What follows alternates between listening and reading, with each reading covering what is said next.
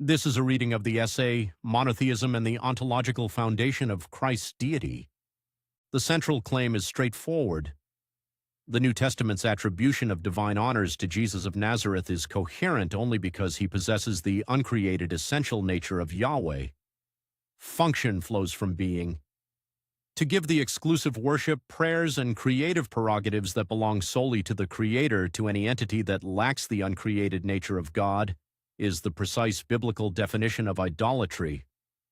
Biblical monotheism is not mere monolatry or henotheism. It establishes an absolute creator-creature distinction. Everything that exists belongs to one of two categories: the uncreated creator or the created order, including human beings, physical matter, and the entire heavenly host of spiritual beings called Elohim. Four primary uncreated attributes define God's essential nature. First, aseity, self-existence. Yahweh possesses life in himself and depends on nothing outside himself. Psalm 90, verse 2. Before the mountains were brought forth, or ever you had formed the earth and the world, from everlasting to everlasting you are God. Second, eternality. God stands outside the constraints of created time. Third, immensity, spatial infinity. God cannot be localized or bounded by physical space. Solomon acknowledged this at the temple dedication in 1 Kings chapter 8, verse 27. But will God indeed dwell on the earth? Behold, heaven and the highest heaven cannot contain you. How much less this house that I have built? Fourth, incorporeality. In his essential divine nature, God is pure spirit, immortal, incorruptible, and invisible apart from divine self-revelation. These attributes undergird the hands framework for Christ's deity: honors, attributes, names, deeds, and seat. The pillar of honors, worshiping Jesus, is blasphemy unless supported by the pillar of attributes, his uncreated divine nature. If Jesus does not possess the essential ontology of God, rendering divine honors to him violates the Shema in Deuteronomy chapter 6, verses 4 and 5. Two rival ontologies collapse this foundation. Progressive Panentheism, illustrated by Marcus Borg, treats God as the immanent spiritual dimension of the universe rather than the transcendent creator who calls matter into existence out of nothing.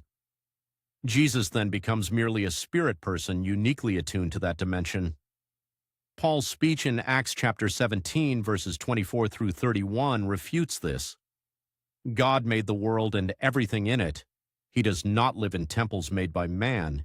He is not served by human hands as though he needed anything, and he has fixed a day on which he will judge the world in righteousness by the man he has appointed, Jesus, raised from the dead. A second distortion appears in polytheistic or binitarian systems that fracture Yahweh from El Elyon. The Hebrew scriptures identify Yahweh as Elohim over 850 times. Psalm 83 verse 18 declares that Yahweh alone is the Most High, Elyon, over all the earth. If the New Testament identifies Jesus as Yahweh incarnate, he shares the selfsame uncreated nature of the God Most High.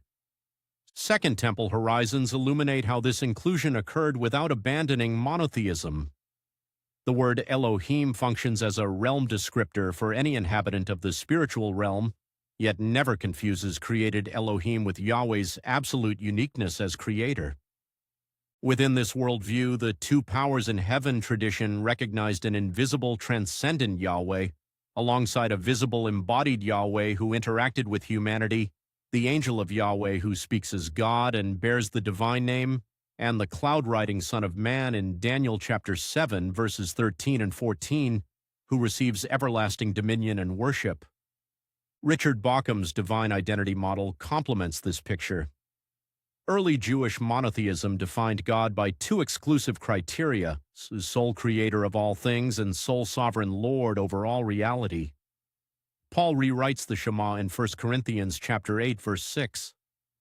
Yet for us there is one God, the Father, from whom are all things and for whom we exist, and one Lord Jesus Christ, through whom are all things and through whom we exist. By attributing creation and preservation to Jesus, Paul places the Son on the creator side of the divide. The climactic statement is Colossians chapter 2, verse 9. For in him the whole fullness of deity dwells bodily. The Greek term theotes denotes the very essence of being God, not merely divine qualities. The incarnation involved the addition of an authentic human nature to the uncreated person of the Son, not the subtraction of divine attributes. This reality is the structural climax of the single progressive promise plan that runs from Eden through the Abrahamic, Mosaic, and Davidic covenants to the Messiah. In the Old Testament, Yahweh dwelt among Israel via veiled manifestations. In the Incarnation, the uncreated God tabernacled directly in human flesh, and the Word became flesh and dwelt among us, and we have seen his glory, glory as of the only Son from the Father, full of grace and truth. John chapter 1, verse 14. This high Christology is non-supersessionist. The inclusion of Gentile believers does not abolish the concrete future-oriented promises to ethnic Israel. Romans chapter 11, verses 25 through 29 affirms that Israel's national election and divine gifts are irrevocable. Gentile believers are grafted into Israel's olive root. They share the blessings without replacing the root's identity or future role. In summary, biblical monotheism reserves religious devotion strictly for Yahweh on the basis of his uncreated attributes. The early church could render divine honors to Jesus only because it recognized that he shares that uncreated essence. In the incarnate Son, the one in whom the full theotes dwells bodily, the uncreated God has entered human history. This hypostatic union preserves both the infinite majesty of God and the authentic reality of human experience.